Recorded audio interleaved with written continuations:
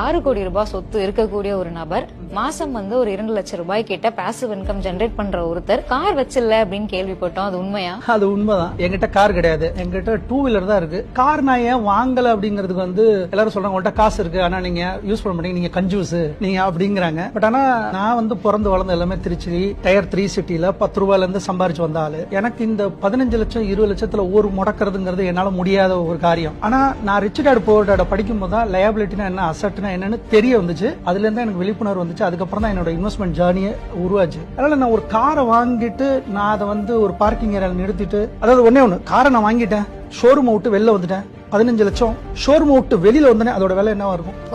குறைஞ்சிரும். எப்படி நான் யூஸும் பண்ணல, எதுவுமே பண்ணல, வெளியில வந்தனே குறைஞ்சிருச்சு. So it is a liability. இன்னொன்னு என் பாக்கெட்ல இருந்து அது எடுக்க போற அமௌண்ட்.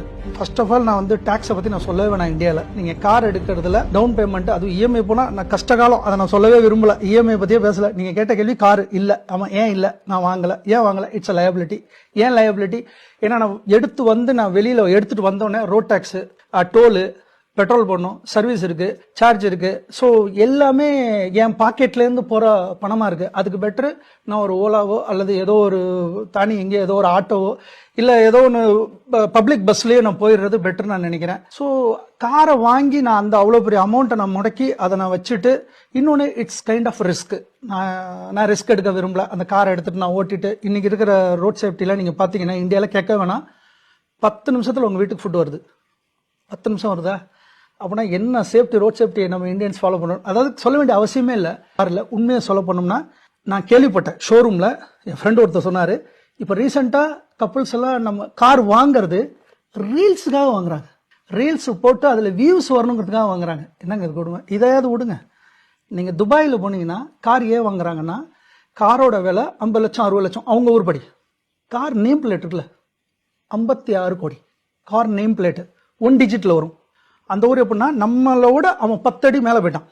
கார் நம்பர்ல 1 டிஜிட் இருந்துச்சுன்னா துபாயில யூ ஆர் த விஐபி. 56 கோடியை 2 போல்ட் 2 ஸ்க்ரூல நிற்கும். நாங்க அப்படி கார்ல போகும்போது, துபாயில இருந்து நான் போகும்போது 1 டிஜிட் 2 டிஜிட்ல கார் போகும். அந்த காரை பார்த்தோன்னா காரோட விலை ஒண்ணுமே கிடையாது, 50 லட்சம் 60 லட்சமா தான் இருக்கும். அந்த நேம் பிளேட்டோட இது 50 கோடி. ஸோ யூசேஜுங்கிறது இல்லாம நான் பணக்காரன், நான் ரிச்சு, நான் ரொம்ப பெரிய ஆளுங்கிற காட்டுற மாதிரி இருக்கு. அதெல்லாம் எனக்கு தேவையில்லைன்னு நான் நினைக்கிறேன். அவ்வளவுதான் மேடம்.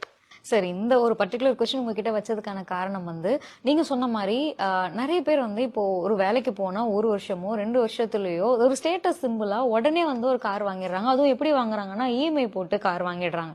இது வந்து எந்த அளவுக்கு வந்து அவங்களுடைய வெல்த் ஜேர்னில வந்து எப்படி இது அஃபெக்ட் பண்ணும் சார்? நீங்க உங்க ஸ்கில்ஸ் மேல